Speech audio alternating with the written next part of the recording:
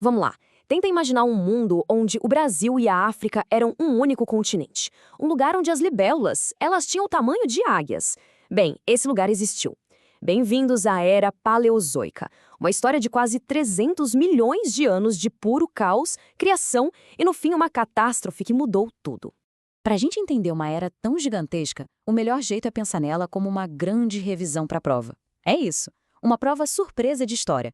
A gente vai passar pelos pontos principais, do começo ao fim, para garantir que todo mundo saia daqui com nota máxima. E claro, em toda boa revisão, a primeira coisa que a gente quer é o gabarito, certo?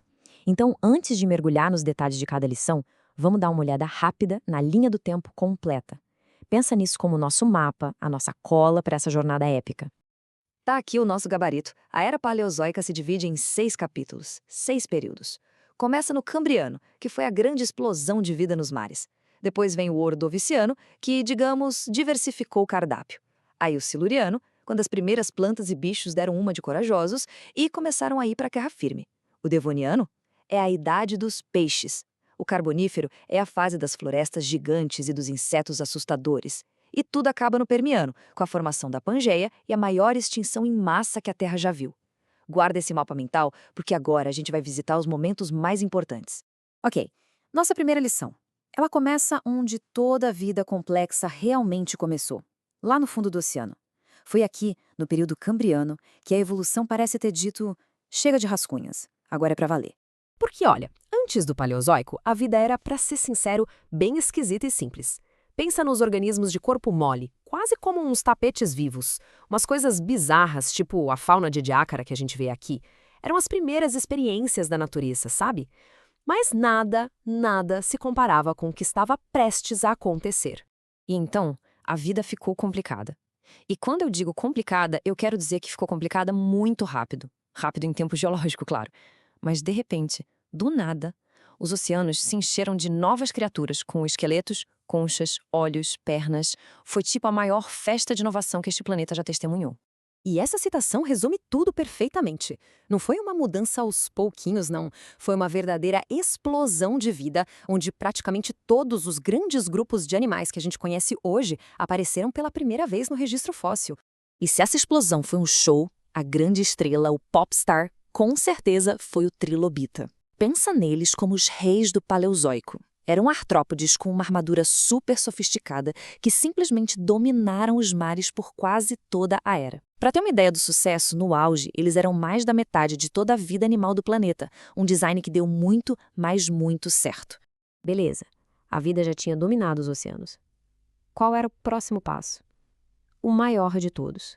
Sair da segurança da água e conquistar os continentes, que até aquele momento não passavam de desertos de rocha e poeira.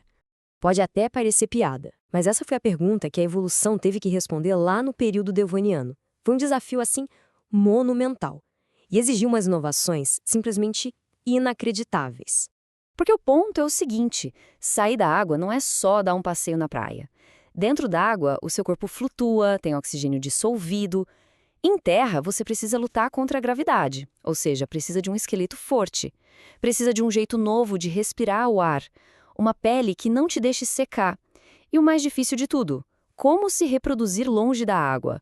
Os primeiros anfíbios foram os verdadeiros pioneiros que tiveram que resolver todos esses pepinos. Depois que a vida finalmente se firmou em terra firme, as coisas ficaram grandes, muito grandes. O período carbonífero foi uma época de pântanos imensos, florestas que não acabavam mais e níveis de oxigênio que eram muito mais altos que os de hoje. E a consequência disso?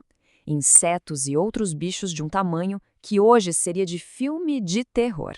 Foi aqui que surgiram as primeiras grandes florestas do planeta, com árvores gigantescas de 30, 40 metros de altura. Esse ambiente superúmido e cheio de vida era o cenário perfeito para a natureza experimentar umas formas que a gente nunca mais viu. E é aqui que a história se conecta diretamente com a gente. Sabe toda aquela matéria vegetal? Todas aquelas florestas gigantes que morreram e foram soterradas nesses pântanos? Bom, ao longo de milhões de anos, elas se transformaram nas enormes reservas de carvão que mais tarde alimentaram a Revolução Industrial e, de certa forma, construíram o mundo moderno que a gente conhece.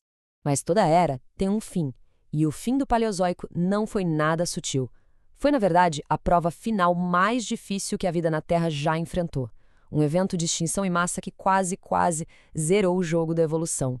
O cenário para esse desastre começou a ser montado quando todos os continentes se juntaram, formando aquele supercontinente que todo mundo já ouviu falar, a Pangeia.